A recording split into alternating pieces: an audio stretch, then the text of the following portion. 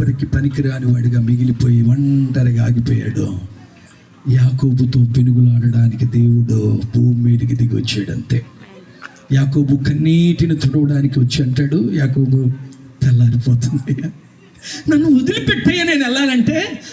యాకోబు చెప్పిన మాట ఏంటో తెలుసా? ప్రభువా నీవు నన్ను చెప్పాలి నీవు నన్ను ఈ రాత్రి చెప్పండి, ఈ రాత్రి ఆశీర్వదించితే గాని నేను నీ పాదములు విడవను అనేటువంటి ప్రార్థన మన జీవితంలో కలుగును గాక. దేవునికి మహిమ కలుగును గాక. యాకోబు అలాంటి ప్రార్థన చేశాడు. యాకోబును దేవుడు ఎలా దీవించాడో తెలుసా? 12 మంది గోత్రకర్తలు యాకోబు వంశావళిలో నుండి యాకోబు కుటుంబాన్ని విస్తరింపజేశాడు.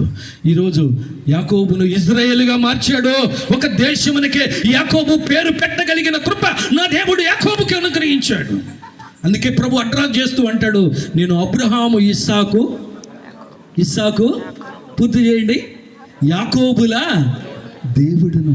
ఈ రాత్రి యాకోబును గెలిపించడానికి నా దేవుడు ఆకాశం నుండి భూమి మీదకి దిగి వచ్చాడు. 3 వ్యక్తులు చెప్పాను. ఒకటెవరు బలహీనుడైనటువంటి దావీదు, దేవుడు ఆయన పక్షంగా విజయాన్ని ఇచ్చాడు. రెండవది యోప్తా, దేవుని పక్షంగా యుద్ధముల విజయాన్ని ఇచ్చి ఆశీర్వాదంతో నింపాడు. మూడవది యాకోబు జీవితాన్ని ఇజ్రాయేలుగా మార్చి తను అడుగుపెట్టి ప్రతి స్థలములలో, తన పనిపాటులలో, లేకపోతే తన పరిస్థితులంతటిని మార్చి యాకోబును హెచ్చించి ఉన్నతమైన ఆశీర్వాదములోకి నడిపించాడు. ఈ రాత్రి వాక్యం వింటున్న మన జీవితాలు ఎలాంటి బలహీనతలతో ఉన్నామో, కృంగిపోయి ఉన్నామో, మనుషుల చేత విడవబడినామో, మనములని దేవుడు గెలిపించునుగాక, ఆశీర్వాదములతో నింపునుగాక, తన కృపతో మనములని వాడుకొనుగాక.